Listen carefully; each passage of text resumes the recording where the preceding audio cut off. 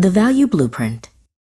Leo, an architect whose heart beat in blueprints and whose dreams were built of glass and steel, had designed his masterpiece. It was a public pavilion he called the Resonant Core, a breathtaking swirl of natural wood and curved glass that seemed to breathe with the light. He imagined it as a place where the community's pulse could be felt. Then came the client, Mr. Sterling, a man who saw the world through the sharp lens of a spreadsheet. "A magnificent concept, Leo," he said, his voice as crisp as a new banknote. "But we must be pragmatic. It's time for some value engineering." The first change felt like a physical blow. The soaring, curved glass roof, designed to pull down the sky and fill the space with sunlight, was flattened. "Far more cost-effective," Mr. Sterling announced, making a decisive red mark on the plans. A vital color washed out from Leo's vision.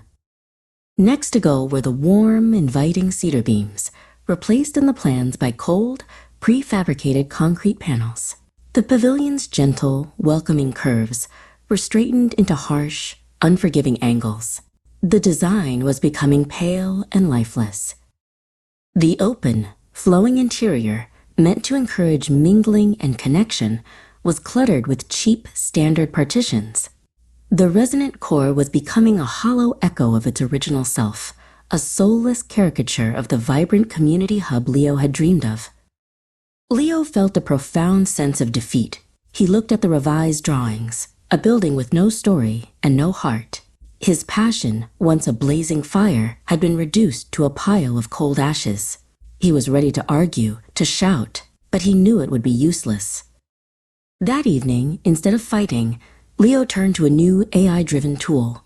It was designed around a first principles approach, promising to connect every design choice back to its fundamental purpose. A new strategy began to form in his mind. He began to build a new kind of drawing. He used the AI to link every curve and material choice back to the project's foundational goals: community engagement, natural light, and durability. He called it the Value Blueprint.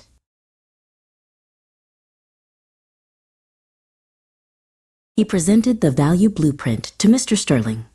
On the screen, the cost of each element was visually weighed against the specific human experience it delivered. The glass roof wasn't an expense. It was a direct investment in community well-being.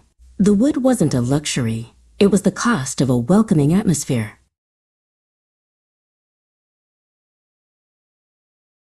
Mr. Sterling was silent for a long moment. He finally saw the logic behind the form, the data behind the dream.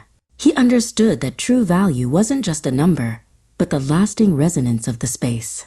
The key features were restored, and Leo's vision was brought back to life, more vibrant than ever.